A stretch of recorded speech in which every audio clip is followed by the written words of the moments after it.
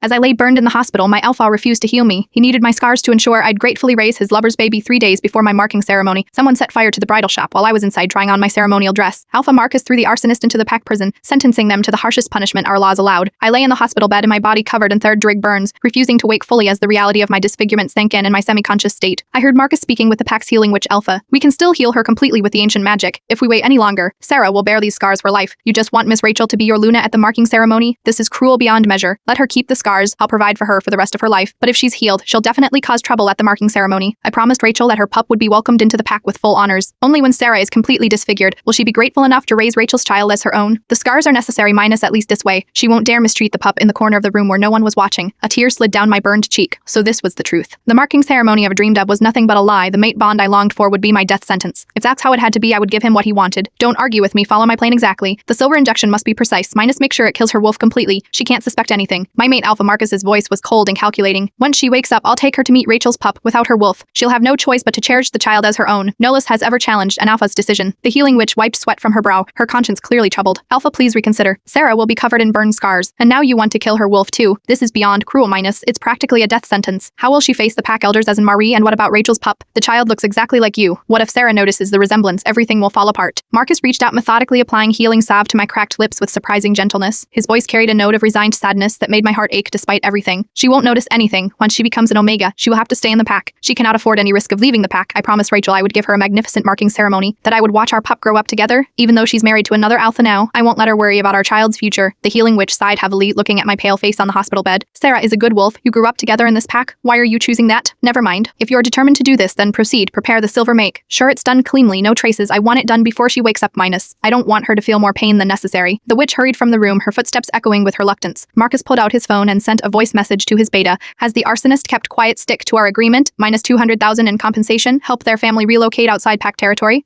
Sarah can't find out. I couldn't stop the tears from falling, soaking silently into my pillow. Marcus continued to tend to my burns with warm cloths, his touch gentle even as he plotted to destroy my life. Despite the warmth of his care, I felt cold to my very core. So this was the truth. Minus the marking ceremony I'd spent 5 years dreaming about was nothing but a facade for Rachel's benefit. The fire wasn't an accident at all. He was simply removing an obstacle for Rachel, the mother of his secret child. Everything I believed about our happiness together had been nothing but an illusion. Lies and betrayal minus that was the real foundation of our relationship. I struggled to open my eyes against the heaviness of sedation, but before I could fully wake, I felt another needle pierce my skin, this time carrying something far worse than just anesthesia. Before they wheeled me into the treatment room, Alpha Marcus pressed a gentle kiss to my forehead. Be brave, little one. It will be over soon, Sarah. I'll be waiting for you. The silver burned like liquid fire through my veins. My wolf howled in agony, her cries echoing through my mind as she fought against the poison. As my wolf's presence began to fade, my heart grew as cold as the silver destroying her. When I next opened my eyes, I was back in the hospital room.